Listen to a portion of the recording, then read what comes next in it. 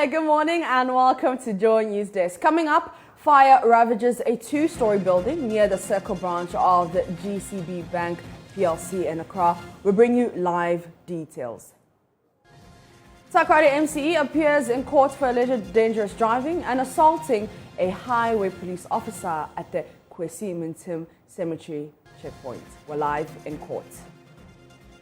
And today is World Cancer Day. We'll hear from health experts how threatening this global challenge is becoming and what we can all do to stay healthy.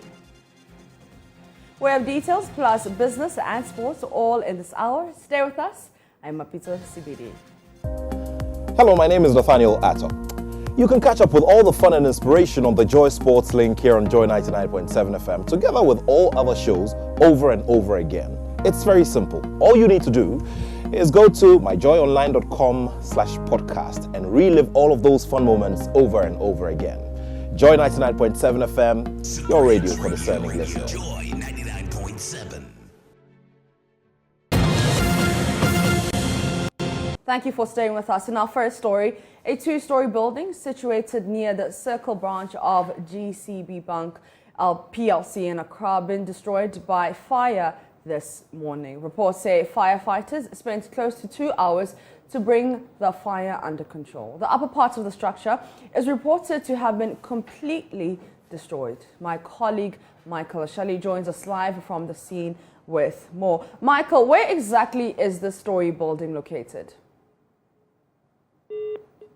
All right, it seems like we have lost Michael, but he's to bring us an update on a two-story building situated near the Circle branch of GCB Bank PLC in Accra that has been destroyed by fire. And we have some visuals of that fire. Let's see if we can see them rolling on our screens.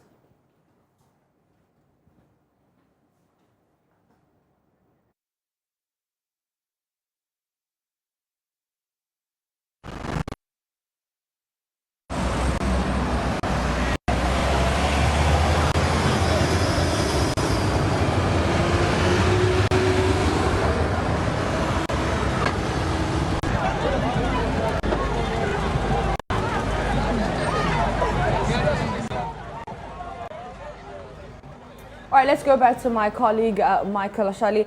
Michael, where exactly is the story building located? Yeah, so at the moment, what's left of the building is, it's a two-story building, I must say. What's left of the building is the roof has caved in, half of it has caved in. The top floor of the building has developed lots of cracks. Usually it takes 4 sides to make a complete block, but about 2.5 of those sides have fallen off. The blocks have all fallen off.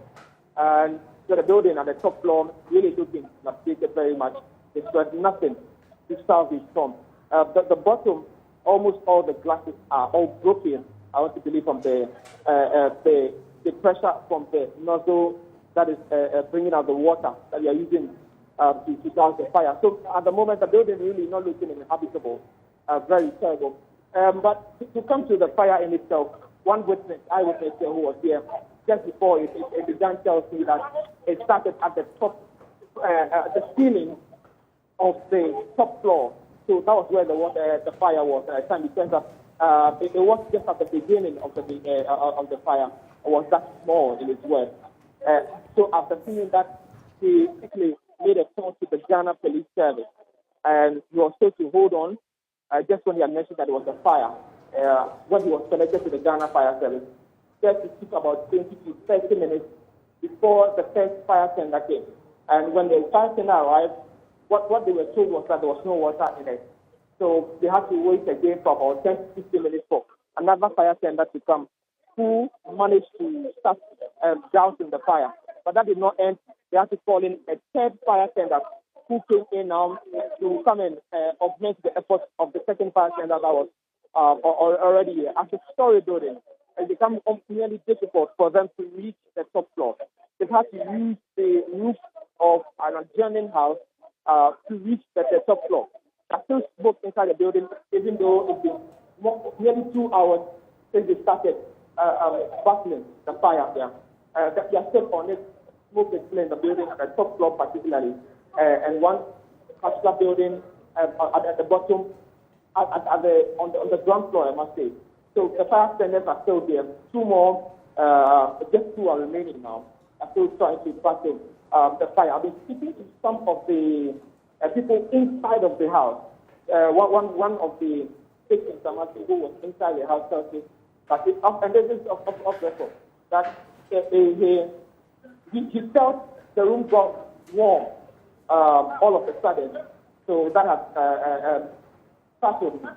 And he woke up and realized that there was fire. But he realized he left his phone on the top floor, but he was going to take it in the next room and decided not to go again because the door already caught fire. So that would mean that his case from the first witness spoke to me and that of the victim will be a few minutes apart because when the eyewitness saw it, it was just at the roof.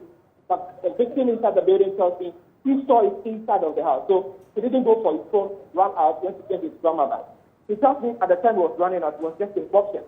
He was just in shorts, no proper clothing, and ran out without slipping. Same for almost all the occupants of the house. There were about 5 at the time, including one very old woman, grandmother. At the moment, I can tell you that nobody was harmed, nobody was saved from the fire. Every single one escaped the inferno. The fire service are still busting, writing some of their initial reports, and hopefully they will be granted an interview. So ma'am, that's actually what's been happening here for the past 2 hours. Michael, your line is not very clear, but do we know what exactly caused the fire? Well, some of the people here tell me that, well, they've been insinuating that it probably may have to be an electrical fault, given where they assume it started from the ceiling, that it may probably be an electrical fault. The reason being that usually a lot of electrical wires run inside of the ceiling of the building. So that is what it will come readily to them. But as it stands now, no official from the Ghana Fire Service has been able to corroborate that story. They are holding on and be able to gather their data before they can probably give us that pronouncement. But for the people who saw it, it was from there, and that's what they suspect. It probably be. A bit of an update on the house is that one of the occupants told me this house probably has been there for nearly 80 years. Oh, wow. So this is a building that for a very long time. So they are not surprised that at the moment the walls are all cracked and all that. So yes, that's what I've been picking up from some of the occupants here. I'm still trying to get them to talk to me officially to understand what probably I was going through their minds just when the fire started as well. But nearly almost no one was able to take personal belongings when the fire started. They all ran for their lives, which was the first point of call, and later realized that all their belongings, their entire livelihood, was back there in the building. I'm just to find out how many rooms exactly were there. But one of them was telling me about a 64-inch TV and some documents from his mother's office that were all stuck in one particular office. And all of what he tells me is raised down. The earlier gentleman I mentioned, the first victim, said he left his phone in there and he's been trying to call it whilst the fire service folks were trying to put out the fire. Yeah. And every time he was going, just about 5 minutes, he told me that he called the phone and the service provider said, you know how it goes, that the person cannot be reached. So it's assuming that finally his phone has been engulfed by a fire. All right. Thank you very much. That's my colleague Michael Ashali giving us an update of a 2-story building situated near the Circle branch of JCB Bank PLC here in Accra that had been destroyed by fire this morning. But let's go to the Western region, where the second Takoradi Metropolitan Chief Executive MC Abdul Mumin Issa is in court this morning after he was arrested by the police for alleged dangerous driving and assault of a police officer. He's been charged on 3 counts of assault of a public officer, offensive conduct conducive to breaches of the peace, and disturbing the peace in a public place, contrary to sections 205, 207 and 298 respectively of the Criminal and Other Offences Act of 1960, Act 29. We'll take you to the court for live update shortly, but first let's recap the incident which took place between him and the police officer at the Kwesi Minsim Cemetery checkpoint on Wednesday, February 2nd, 2022. attempted to knock a police inspector down. Attempted to do what? You wait. You and you are saying I should know the car before you refuse to. I'm stupid. Yeah. Good. I will not insult you. I'm a professional police officer. I will not insult you. But we will teach you a lesson. You don't know whom you are dealing with. You can't beg him tomorrow. You insult me whatever you can. I'll send you 20.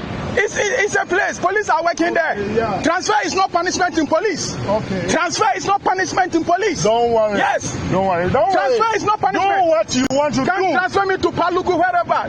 My colleagues are there working happily. Do what you want to do. So what are you telling my colleagues who are attention? No. Yeah, human being and human being are staying attention. Same human being who voted for you. Same human being who voted for you. They are working there. You are lucky I'm not in my... in your heart. No, it's okay. You are not in your heart. All right. You don't know the person you are talking. Don't mind him. And Honorable is telling police two things. Honorable, just this morning, a colleague of us was knocked down. You heard the news. And you didn't follow the queue. My brother, why didn't you follow the queue? And he wanted to knock me down. But don't you know? He wanted to knock me down. I should get away for him to go. That you don't know this guy and say, oh, Honorable, should I know the guy before you knock me down? And you're telling the police, stupid. No, not police officer, stupid. No. I should know him before I put him in order. My brother, why didn't you follow the queue? And don't you know this car? And I said, oh, I should know this guy before you knock me down. Just this morning, a colleague of us was being knocked down. Just this morning. The checkpoint was the same mistake. Just follow the queue. You are not in a convoy. You are not in a convoy. Just follow the queue. I'm not in a convoy. So if I've seen there's a space open, yes, and there's so much traffic, don't I have the right to choose? What right do you have? You don't have any right. Just follow as your colleagues are following. Yeah, human beings like you. Just follow. Oh, okay. Just follow. You see? Master, do you know the mayor can order that they should push just leave here now? He cannot. He cannot. He cannot. He cannot order. This is security reasons. This security matters. Not to you. Security not matters. To you. He can never order. Hey. He can order you because he can never order me. If there is much my regional commander can order this security apparatus. I'm not saying you should order you. You can talk to your boss. Look here. You can talk to your boss. You can talk. My brother, you say you will transfer me. No, I'm talking to you. Let them come and I'll change the situation by you. You can't change my situation. You can never change my situation. You can never change my situation. I will. And don't think transfer is a punishment. Yes. Don't worry. Wherever there is a police station, when you are being sent there, it's not a punishment. Transfer is not a punishment. Let me tell you. There are people over there working, and there are human beings staying wherever you want to transfer me. And you are not a police officer to transfer me. You are not a police officer to transfer me. Yeah, you can snap me. I'm a nice and handsome guy. I'm a very nice, handsome officer. Ugly you can snap me. Ugly guy. Hey, Honorable. Be careful of your choice of words. You are nice and handsome. Yes, and I said you are ugly. You can snap again. You can snap again. Ugly. I'm ugly. Yes. You can insult me whatever you can. You can insult and insult. I say you are. I'm a professional police officer. I will never insult you. Yes. And I say you are ugly. And you can take the picture more and video. Don't worry. Don't worry. You can take the pictures and video. Don't worry. My colleague Inatala Kwanzaa is in court and joins us live with more. Now, Ina, what happened in court? Yes, Nafi. So the MP for Second Safari, Abdul Moment Isa, was brought to the Safari Circuit Court 8. Today, he was called. The judge on this case is His Honor Michael Ampedu. So when he was called, he was given 3 charges. That's the first charge, assault on public officer, which he pleaded not guilty to. Offensive conduct, he said he's not guilty. And then disturbing the peace of the public, he pleaded not guilty to all. So after that, the prosecutor, Superintendent Jiman Obatintele, read the case, the facts of the case like you have said, and we have also heard in the audio. Afterwards, he has 3 counsels. The lead counsel, lawyer Samuel Abota, who pleaded with the judge that he should be granted bail since all the offenses are bailable. Yes, the judge, His Honor Michael Ampedu, said yes, he was going to give him the bail, but he signed a caution to everybody that no one should interfere with the work of security personnel. He's not saying that because he is judging that he's guilty, no. but it is a caution to him. And he says that his court, the Sakari Circuit Court A, will deal with anyone, irrespective of your position or who you are, if you interfere with the work of the police. He did give him the bill to a surety of 100,000 Ghana cedis.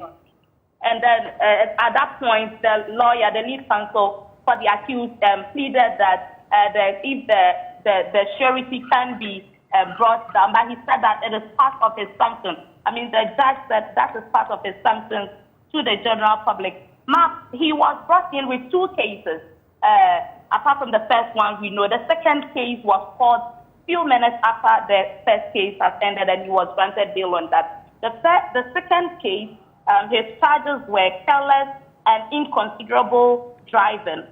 The MC pleaded not guilty. The second charge was causing danger to road users, which he also pleaded not guilty. So these are the two cases which was brought before the MCE in court. He has been granted bail. The second case, his lawyer asked that he should be granted self-recognition bail, which stated. So he has been granted bail to reappear on the 17th of March in court. Can you describe the mood of the MCE in court? Well, he was very calm, He was very calm right from the moment he got down. We have the video. You see, he was very calm. He walked straight into the courtroom and he sat down. About 5 MCs, municipal chief executives within the Western region also joined in, with officials from the Second East African Metropolitan Assembly and other people. Police presence was huge over here today. All right, thank you very much. That's my colleague Inatala Kwanza give us an update of what happened in court on the Second Tekrade MCE situation. Now, today is World Cancer Day. This year's commemoration is on the theme Close the Cancer Gap.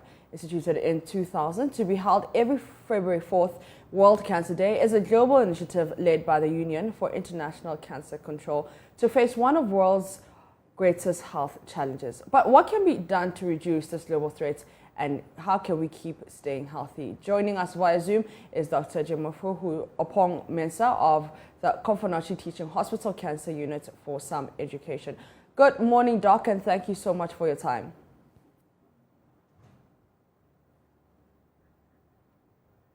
All right, Doc, can you please unmute for us? Good morning. All right, thank you very much. Thank you very much for your time. Now, what should we be wary of as far as cancer is concerned? So when we talk about cancer can affect anyone. And the main issue with cancer is that it's actually the leading cause of morbidity and mortality worldwide. Mm-hmm. And since cancer is no respecter of persons,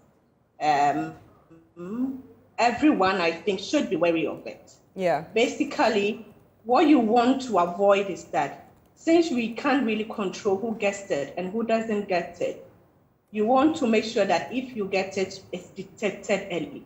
So early detection is key. Yeah.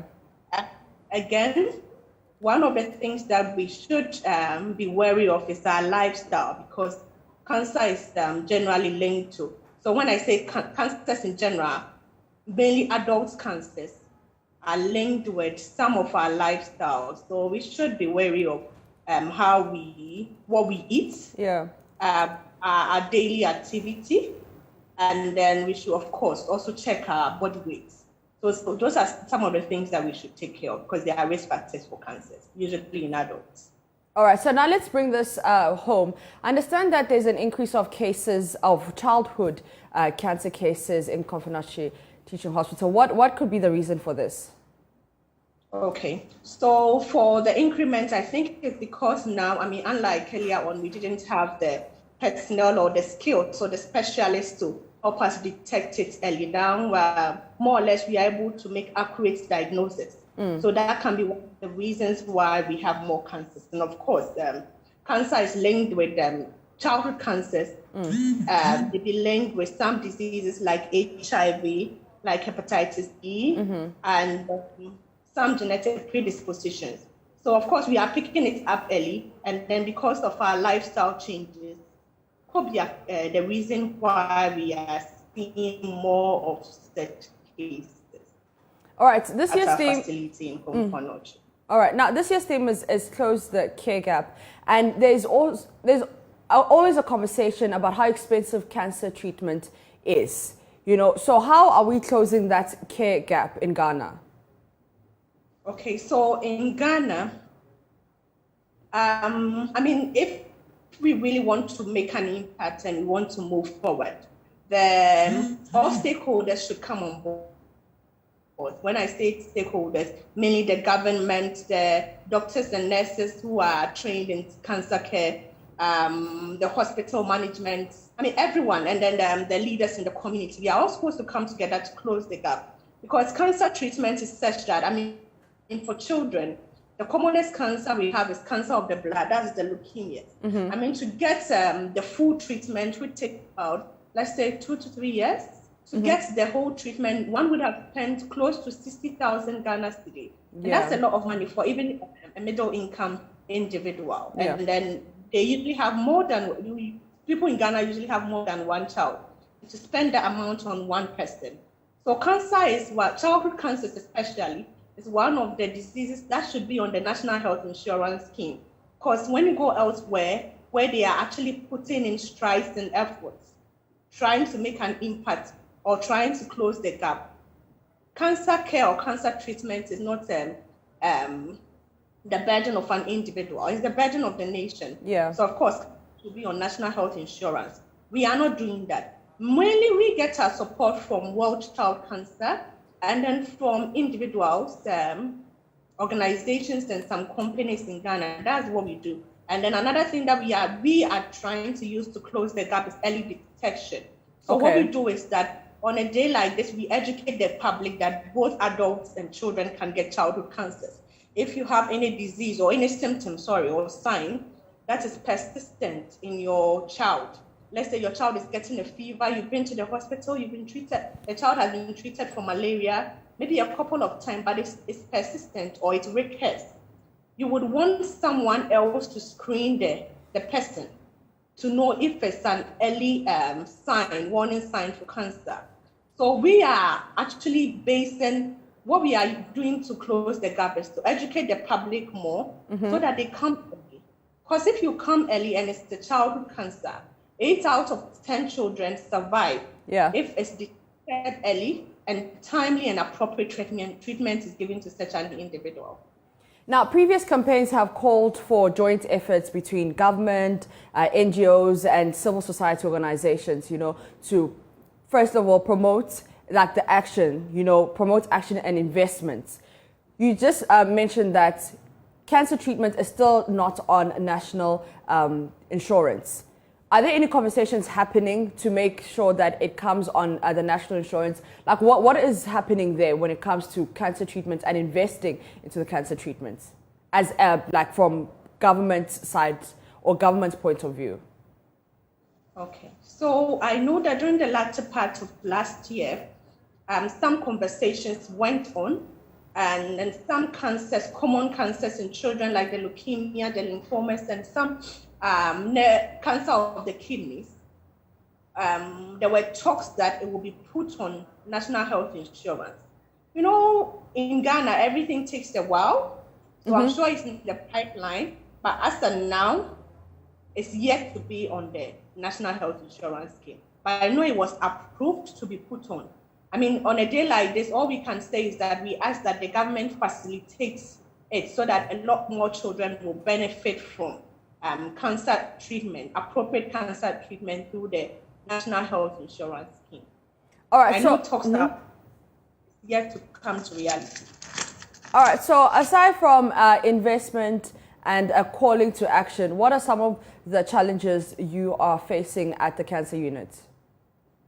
Okay, so on a typical clinic day, when you come, I mean, if you haven't been there before, the first thing that will strike you is that these are a lot of patients in a small area. Okay. So we don't have Kumfanochi where we work.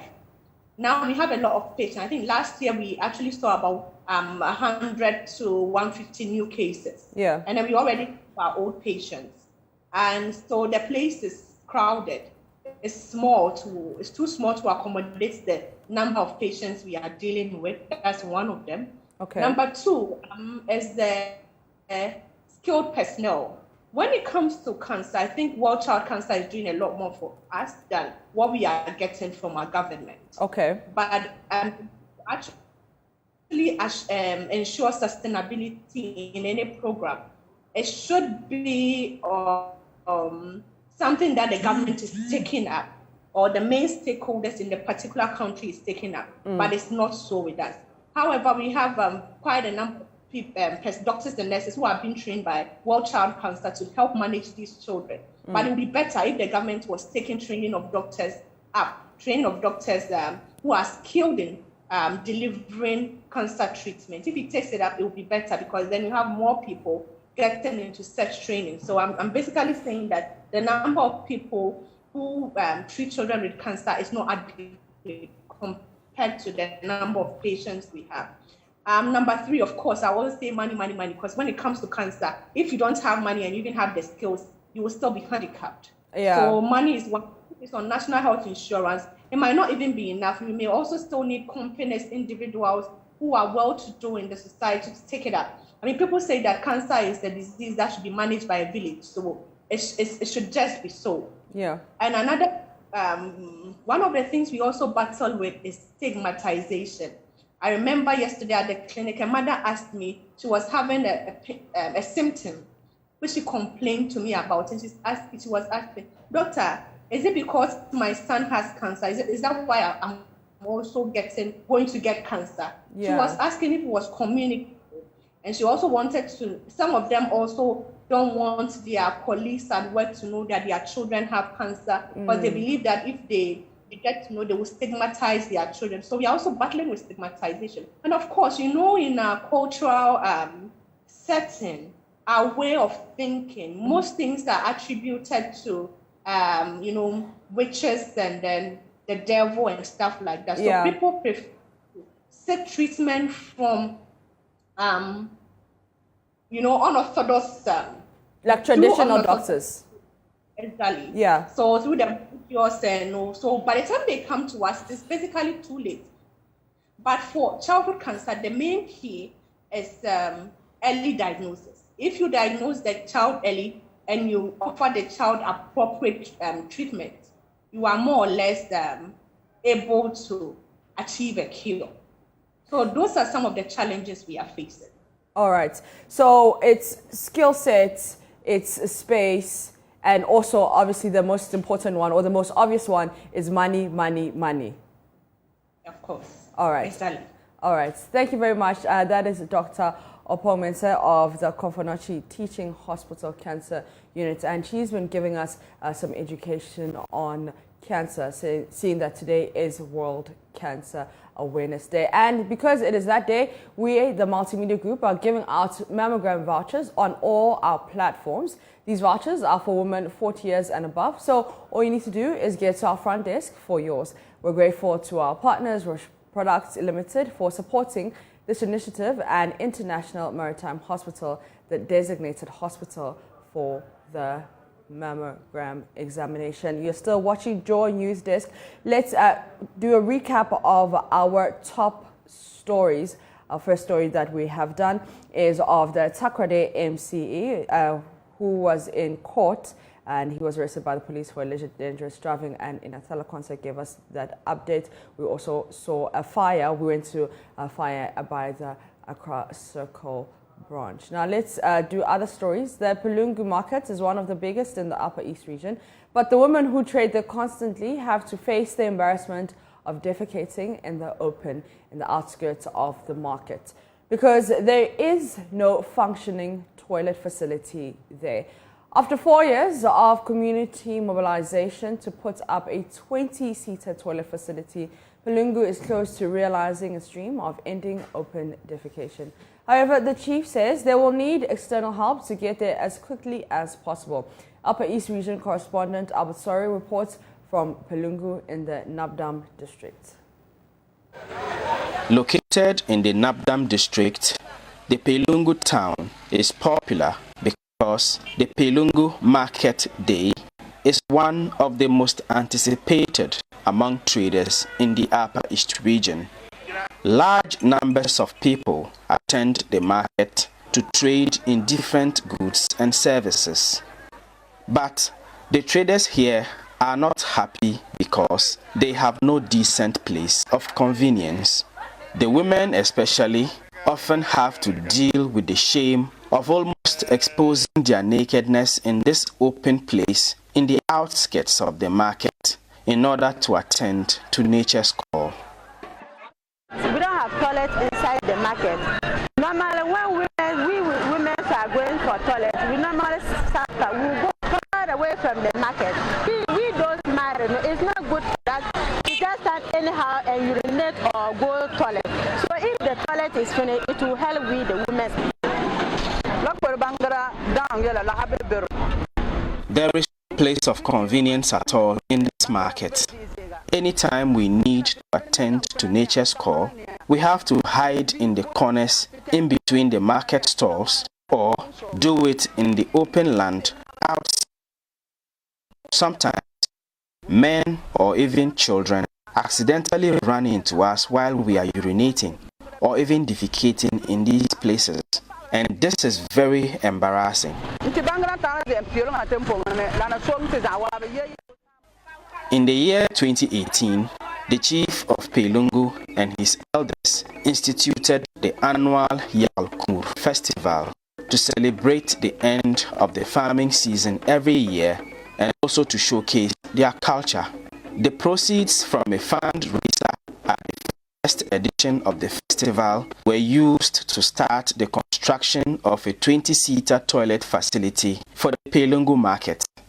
Every year since then, the proceeds from the festival have been invested in the continuation of the project, which is now about 60% complete. Another public toilet project for the Pelungu market, which was initiated by the Nabdam District Assembly, is not yet ready for use. The chief of Pelungu, Napsinrik Sor Sobil IV, is unhappy about the situation. As of now, there's not even urinal pit. The women hide all around. When they are going to free themselves, there's no hiding place. And that is a worry for me, because I even contacted the district assembly that if they can get some urinal pits, about 3 or 4 in different locations, for these women to be comfortable. He is appealing for help to complete the toilet project as soon as possible. This toilet facility is very, very important, and people should help us complete it, because open defecation, even everywhere, they are campaigning to end open defecation. Here is not easy for us to governors support. So I'm appealing to everybody out there, whoever has heard this our appeal and can support us complete it, we'll be grateful. The district chief executive, as well as the member of parliament for Nabdam, have both pledged their commitment to help address the open defecation problem at the Pelungu market. For now, help from corporate bodies could help the people of Pelungu achieve their objective of building a decent toilet facility in their market as soon as possible. Reporting for Joy News, Albert Sori, Pelungu, Nabdam District. The National Association of the Deaf is calling on government to legally recognize the Ghanaian Sign Language as the official language of the hearing impaired. Communication remains a major barrier between the hearing community and the deaf, as it impacts negatively on education, employment and healthcare of the hearing impaired.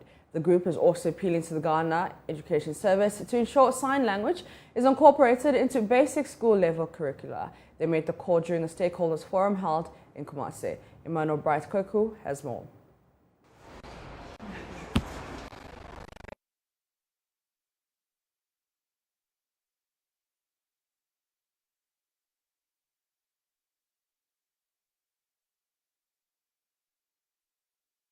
The deaf. He is not deaf, but has learned the sign language to enable him to communicate with the deaf. My name is Kakra and I work with NAD. I know you didn't understand what I just signed. Most of us are just walking around. We see the deaf people, we see them moving their hands, and we seem to think that it's just some gestures they are throwing around, but they are communicating. The deaf person cannot learn Hausa. The deaf person cannot learn Dagbani. The deaf person cannot learn English. But you can learn sign language. Most persons with disabilities in Ghana are stigmatized, marginalized, and lack access to essential resources for their development. According to the deaf community, communication still remains a major hindrance and negatively impacts their access to quality education, employment, and healthcare.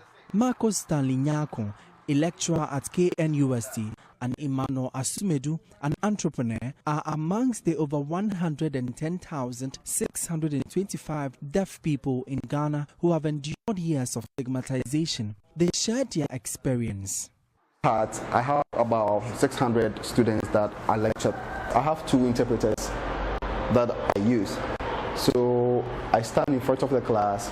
One interpreter stands in the middle of the class, and one interpreter stands at the back of the class. Even though on my resume it shows that I have done this work for a very long time, and they could even call my boss, my former boss, and contact him. Still, because I was a deaf person, nobody was willing to accept me. With inadequate sign language teachers, accessibility to quality education for children with hearing impairments in Ghana has become a mirage. Director of the association says it is imperative for the country to recognize the Ghanaian Sign Language. Juventus Durina is the executive director of the association. Ghanaian Sign Language should be accepted as the official language for the deaf people. This is because on education, if Ghanaian Sign Language is recognized as official language, there will be a policy that supports it in a way that every school will be accessible for persons who are deaf.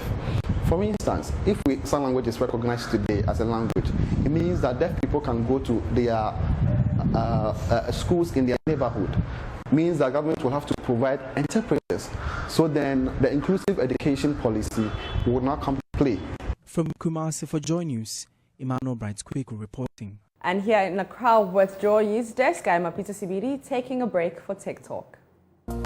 What's up, guys? My name is Sammy Forson, host of the Weekend City Show and Ignition right here on Joy 99.7 FM. Well, anytime you happen to be busy and you miss out on your favorite shows right here on Joy FM, here's what you can do. Log on to myjoyonline.com/podcast. Just go on there and you'll find all your shows on demand 24/7. There you can catch up. Remember, Joy FM remains your radio for discerning listeners. Thank you for staying with us, and it's time for TikTok. And Kobe Spike and Kurma joins me in studio. Hello. Hello. How you doing? I'm good. How are you? I'm alright, thank you. So what are we doing today? Mark Facebook owner Meta sees biggest ever stock market loss. So before we talk about that, I read, I'm not sure if it's the same thing, but this morning I read that Facebook has seen the biggest decline in Facebook users. Which is what is informing the loss in stock markets. And yes, you know, it's not news that the younger generation are getting away from Facebook. Yeah. Because they feel it's for mothers. And I mean, even our generation is leaving Facebook. Yeah. Because, too many old people. Too many old people, and it's just becoming so boring. And I also think it's like, it's not instant, and like people are there, they're writing like theses and stuff like that. Yeah. It's just like long and essays and stuff like that. So I get it. Yeah, so too long didn't read. The new generation doesn't like reading. And Yeah. a lot of Facebook posts are lengthy. People like short posts, which is why Instagram is, you know, appealing to more of the younger generation, and Twitter as well. But that didn't stop Facebook from losing a whole lot of money, considering that, they're on a decline. But they did post some profits last year, 2021, and now they're losing stock value. And there's prediction that they may be losing more based on the trend, the downward trend, and it's been consistent. And even with the whole, we're moving to Meta, the metaverse, and they championing it very, very heavily, it seems to be worrying. But, I mean, I wouldn't say people should expect Facebook to die anytime soon not. because they're still worth about $640 billion. So even losing they're not going 230 anywhere is anytime soon. Not really anything. They'll come back harder. Let's hope so. Oh, I mean, I'm not hoping, but I mean, let's hope they come back harder. Yeah, is they good. will. Yeah. And based on this, there's a delete Facebook hashtag trending.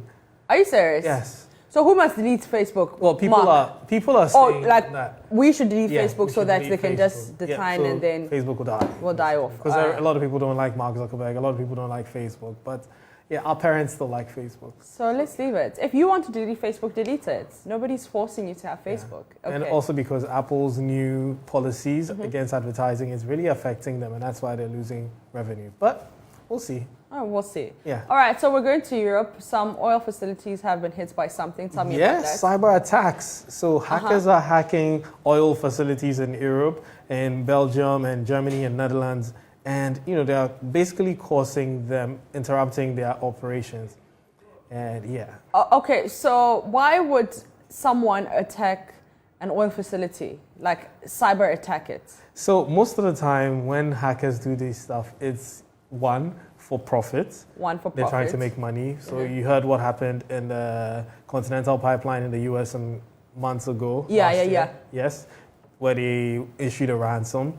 And some of them is also to prove to their peers that, hey, I'm better than you, I can hack better than you. And some of them may be, which is very rare, some young kid in her bedroom somewhere who's learns a hacking trick and wants to try it and takes down a system. Yeah, that happens as well. Okay, I see. So it's one of the three most of the time. Okay, all right. Talking about trying to make money, there was this young gentleman tracking Elon Musk's private jets and making it like public. And then he said he wanted like $50,000 and then Elon Musk was like, I'll give you 5,000. No. I'm not really? I'm not taking 5,000 from you. Well, give me the 50,000 or I continue making the thing public. He could just hop onto another jet. And we will track him. Yeah, the same way we tracked him the first time is the same way. So you're saying we, like you're part of the team. Yeah, I'm part. No, please, I'm not. I beg you, please. I don't know anything about it. You said we. No, please, I don't know anything about it. I beg you. All right. Okay, so what else are we doing? Sony? Remember, last time I told you Microsoft was buying Activision in a bid to become one of the biggest gaming conglomerates in the world. Sony also is buying Bungie, which is also a game development company, and they want to tell Microsoft that, hey, if you can do it, we can do it too. Yeah. And Bungie is responsible for which games? For games like Destiny, Halo. Okay. Yeah, so, a lot of the games now are no longer games that you just play on your console at home against yourself or against the computer. Now people are playing against other players all over the world. Take, for instance, PUBG, Call of Duty. Destiny is one, Apex Legends, and Destiny is developed by Bungie, is one of the biggest like MMORPG games out there. Okay. And so, The what? MMORPG, multimedia online role-playing games. I see. Yeah, so multimedia online role-playing games. I see. Yeah, so you're playing online, playing a role, media. Okay. Is that all for Tech that you have with us today? No. What else do you have for us? You have Nintendo Switch. You know the Nintendo Switch? Yes, I do. So let me tell you, when I was young, I always wanted a Nintendo Switch. And I was just like, I want to... Wait, when you were young? Like, that was a Nintendo Wii. Oh. When you were young. A Nintendo Wii. Yeah, that's the one that you could... Yeah. Okay, so what's the difference? So the Switch is the newer console, which is like portable, but you can connect it to a TV. Okay. And then use, Okay, so I wanted a Nintendo Wii. Yes. Okay, so what are they saying? It was really, the Wii that you wanted, I'm glad that you actually experienced the Wii because it sold a lot. Please, I didn't experience it. Okay, So I want to live my childhood dreams. Kobe Spikey, please, you need to get me a Nintendo Wii or Switch or whatever it is. It's like a decade old. I know. Wii. Where am I going to get it from? Okay, so what's the new one that I can experience? That's Nintendo Switch, but it doesn't do the same thing. So what does it do? So it's a handheld game, or you can connect it to your computer, your TV, and then play like a PlayStation or an Xbox. Okay, so what are they saying? So they've outsold the Wii, selling 3.99 million units by the end of the year. Oh wow, that's a whole lot. They've sold a lot. And oh wow, they're forecasting that they're going to move from 23 million to 24 million. I see. Yep, they've sold about 11.8 million and 3.2 of the new switch lights in just 9 months. Okay, wait, for the That's a lot of money. That is a lot, but I'm still stuck on my childhood dream. So I should get you a... So wait, that means I can't like play the tennis and like the running and then they were running and the bowling, and the boxing. So I can't do that anymore. We can go find one on an online store. See, someone pre-owned one and just buy it and then just play. Okay, together. But are there other games like that? Like other... Yeah, most of the games right now, well, virtual reality is going to take over that. So where it's more immersive and you're not just playing against the screen. Okay. I put you in that thing. I told you I was going to... I don't remember. I'm going to find the video. Yeah, you should find it and then we'll play it next week. The video? Yeah, the video. All right. Okay. Thank you very much, Kobe Spikey. Thank you for having me. With all the latest in the world of tech, up next is Daryl with business. Hi, this is Lexus Bill, host of Drive Time on Joy 99.7 FM. Listen, you don't have to worry if you miss Drive Time or Personality Profile. It's going to be live on our podcast page. Just log on to www.myjoyonline.com/podcast. You can listen to Drive Time, Personality Profile, and any other of your favorite shows on Joy FM on that page. You don't have to miss a show at all. Joy 99.7 FM, radio for discerning listeners.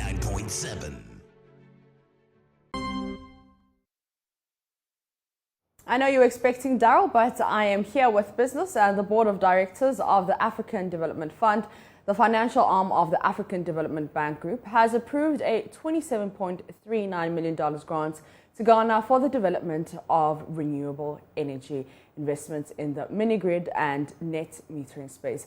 This is to support the government's renewable energy initiatives under the Ghana Cares Obatampa program. There's more in this report. The project involves the development of 35 mini-grids, stand-alone solar systems in 400 schools, 200 units in healthcare centers, and 100 units for community energy services centers in the Volta Lake area. It would also deploy up to 12,000 units of roof-mounted net-metered solar systems for public institutions, small and medium-sized enterprises, and selected households. The project has leveraged co-financing from the Scaling Up Renewable Energy Program, a funding window of the Climate Investment Fund, and the Swiss State Secretariat for Economic Affairs, mounting to $28.49 million and $13.30 million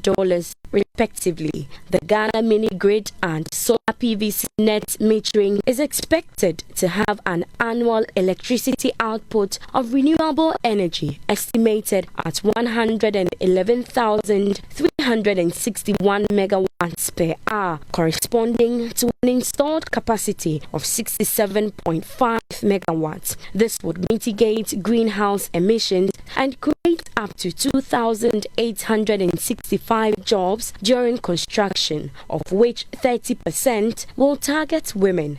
And that's it for business. Up next is sports. Hello, my name is Evans Mensah, and you can relive all the fun and excitement on Top Story, Newsnight, and of course, Ghana Connect via podcast. All you need to do is to log on to myjoyonline/podcast. Search for your favorite show and relive the moment. Joy 99.7 FM, your radio for discerning listeners. It's time for sports, and my favorite person is back. I missed you yesterday. I missed you too. I was watching you on the screen. You were watching me on the screen. Yes. Yes. Did I look good on the screen? Always great. Oh. Just as you look now. But it's better in person, right? Yeah, much better. So don't leave me ever again. But looking at you in person, is even motivation. All right, what's happening in the world of sports? Well, we are just here this morning to say that there's 90% certainty that Chris Hilton will be given the Black Stars coaching job. I see. The FA have resolved to give him the job. The president, as we mentioned a couple of days ago, was expected back to the country today, but he's changed his traveling arrangements. He's expected back to Ghana on Monday.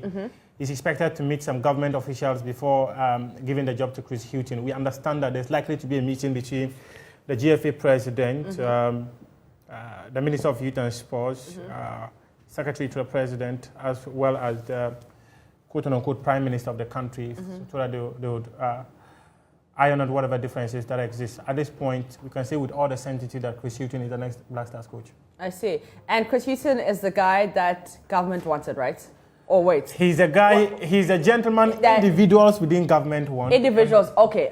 Because government officially, they've not taken a position, but it's people within government who have an interest in it. And if people within government have got an interest in it, what it means is that many people would always tell the story as if it is a government position, but as we speak, it's not an official government position.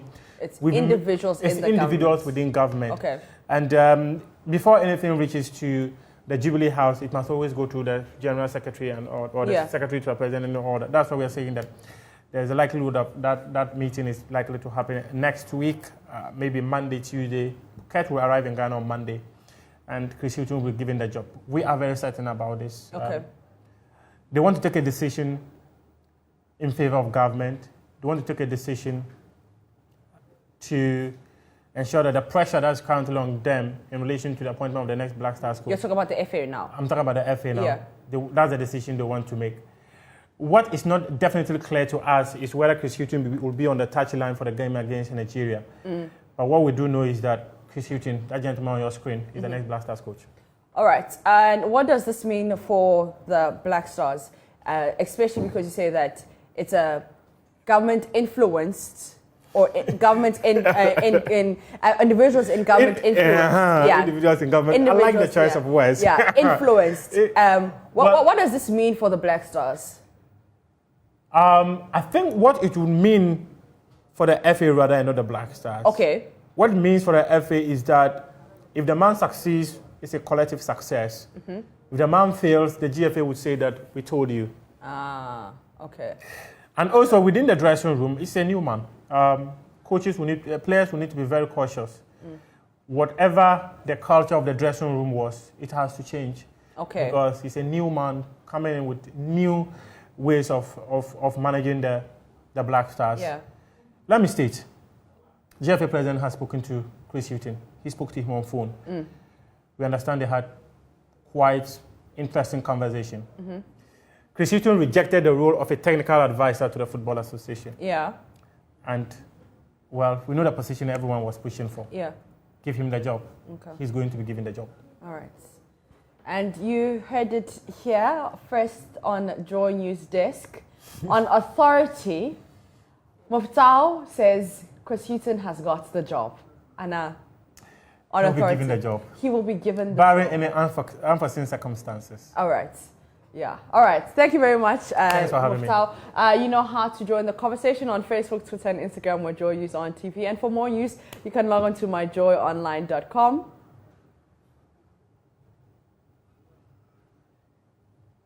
My name is Mapitsa Sibidi. Enjoy the rest of your afternoon and your weekend.